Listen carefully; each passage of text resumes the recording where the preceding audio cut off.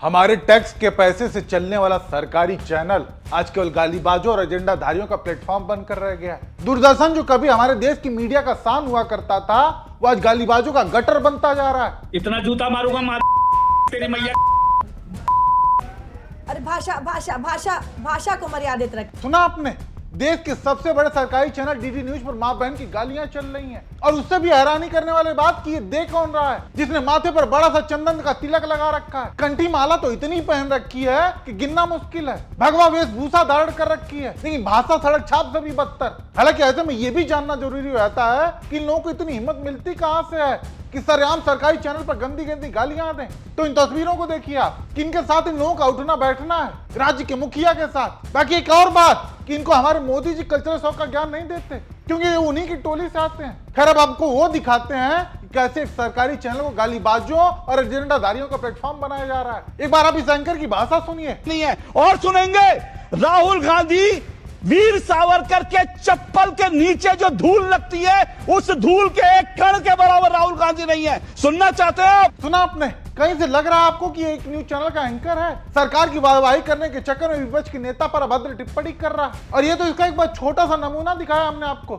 वरना तो ये रोजाना ऐसी घटिया हरकत अपने शो में करता है। मोदी सरकार का बचाव करना और विपक्ष को नीचा दिखाना। बाकी बात रही इसके पत्रकारिता की, तो मोदी सरकार पर सवाल उठाने वाले हर व्यक्ति को पाकिस्तानी बताने पर तुला रहता है। एक छात्र ने सीबीएसई की गलतियां उजागर की थी, उस बच्चे को उसने पाकिस्तानी बता दिया, और बाद में जब सच्चाई सामने आई तो ट्वीट डिलीट करके बिल में दुबक जाता है। यह है इसकी पत्रकारिता। लेकिन इसके बावजूद भी मोदी सरकार को ये पसंद है, और लिहाजा इसीलिए इसको सरकारी चैनल में एंकर बनाकर हमारे टैक्स के पैसे इस पर उड़ाए जा रहे हैं। बाकी ये भी इकलौता नहीं है, एक और महाशय हैं सुधीर चौधरी, वो तो एजेंडा चलाने में इससे भी बड़े वाले चाटुकार हैं। जिहाद उन लोगों का हथियार है जो भारत के टुकड़े टुकड़े करना चाहते हैं। आज हमारे पास जिहाद का एक डायग्राम है, और ये डायग्राम आज मैं आपको पढ़कर आपको दिखाना चाहता हूँ। इस डायग्राम को, इसमें जिहाद को दो हिस्सों में बांटा गया है, ताकि आपको भी समझ में आ जाए कि साजिश क्या है। पहला हिस्सा है हार्ड जिहाद, दूसरा है सॉफ्ट जिहाद। अब आप इसको बड़ी स्क्रीन पर देखिएगा।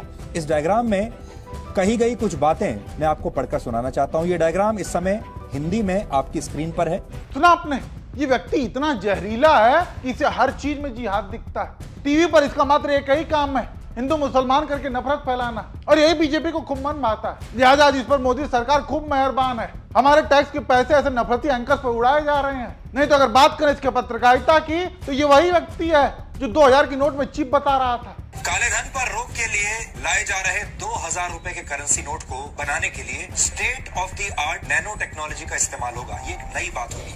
2000 रुपए के हर एक नोट पर NGC यानी नैनो GPS चिप लगा हुआ होगा। ये सिग्नल रिफ्लेक्टर की तरह काम करता है। जब कोई सैटेलाइट लोकेशन की जानकारी लेने के लिए सिग्नल देता है, NGC लोकेशन से इस सिग्नल को रिफ्लेक्ट कर देता है। इससे लोकेशन का सही अंदाजा मिल जाता है और सैटेलाइट को करेंसी के सीरियल नंबर की भी जानकारी मिल जाती है।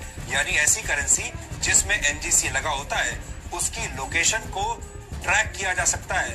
अब आप उसे चाहें तो 7 तालों में भी बंद करके रखें, वो ट्रैक हो जाएगी। भले ही करेंसी नोट ग्राउंड लेवल से 120 मीटर नीचे क्यों ना रखा गया हो। देखा आपने, ये है इन लोगों की चाटुकारिता का स्तर। मोदी सरकार के किसी भी काम को बढ़ा चढ़ाकर दिखाना, वो चाहे झूठ ही क्यों ना हो। और इसी का नतीजा है कि आज ये सरकारी न्यूज चैनल का एंकर बना बैठा है। नहीं तो इसमें आज पत्रकारिता वाले एक गुण भी नहीं है, लेकिन चाटुकारिता कूट कूट कर भरी हुई है। कभी भी आप इसको सरकार से सवाल पूछते हुए नहीं देखेंगे। ये इतने बड़े वाला चाटुकार है कि मोरवी आशा याद होगा आप लोगों को। उसमें इस चाटुकार ने सरकार से सवाल करने के बजाय उन्हीं लोगों को जिम्मेदार बता दिया जिनकी मौत हुई थी। इस स्तर की चाटुकारिता करता है सुधीर चौधरी। लिहाजा आज इन्हीं लोगों को डीडी न्यूज और दूरदर्शन जैसे सरकारी चैनल में भरकर सरकार ने इस प्लेटफॉर्म को केवल गालीबाजों और एजेंडाधारियों का अड्डा बनाकर रख दिया है। क्योंकि सरकार को भी गालियां पसंद है और एजेंडा भी। गालियां कैसे पसंद है ये भी समझ लीजिए। एक बार आप इस भाजपाई प्रवक्ता की भाषा सुनिए। इंदिरा गांधी, अरे तलवे तुम जानते हो, तेरा बाप जानता है, तेरी माँ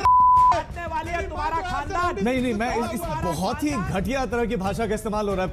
प्लीज इनका फेडर डाउन किया जाए। मैं खुद माफी चाहूंगा कि मेरी डिबेट में इस तरह के शब्दों का प्रयोग हो रहा है। मैं माफी चाहूंगा। सुना आपने, सरेआम बीजेपी का प्रवक्ता लाइव डिबेट में विपक्षी प्रवक्ता को मां बहन की गालियां दे रहा है। ये तो इन लोगों के संस्कार और कल्चरल शौक हैं। और इससे ना ही बीजेपी को कोई तकलीफ है और ना ही मोदी जी को, क्योंकि जब इस प्रवक्ता ने ऐसी गालियां डिबेट में दी तो उसके बाद इस पर कोई कार्रवाई नहीं हुई, बल्कि और तो और अगले दिन वो फिर से नॉर्मली डिबेट में शामिल होने लगा। बाकी बीजेपी में भी ये इकलौता ऐसा गालीबाज प्रवक्ता नहीं है। इनके प्रवक्ताओं से लेकर नेता, सांसद, मंत्री, मुख्यमंत्री सभी की भाषा आज पूरा देश सुन चुका है। रमेश भिदोड़ी से लेकर देवेंद्र फडणवीस की भाषा, टी राजा की भाषा, योगी आदित्यनाथ की भाषा और तो और खुद नरेंद्र मोदी की भाषा, आज इनके संस्कार और कल्चरल शौक पूरे देश को पता है। लेकिन अब जिस तरीके से सरकारी संस्थाओं को, हमारे टैक्स के पैसे से चलने वाले न्यूज चैनल को गंदा किया जा रहा है, वो बेहद चिंताजनक है। और लोग इसको लेकर सोशल मीडिया पर चिंता भी जाहिर कर रहे हैं। ट्विटर यानी एक्स पर तो बाढ़ आई हुई है, लोग जमकर सुना रहे हैं और साथ ही साथ डीडी न्यूज की ऐसी हालत पर चिंता भी जाहिर कर रहे हैं। क्या हालत बना दी है, जो दूरदर्शन देश की मीडिया का स्थान हुआ करता था, उसे इन लोगों ने गालीबाजों का गटर बना दिया है। ऐसे ऐसे शब्द लोग लिख रहे हैं, यानी वो ये देखकर काफी आहत है।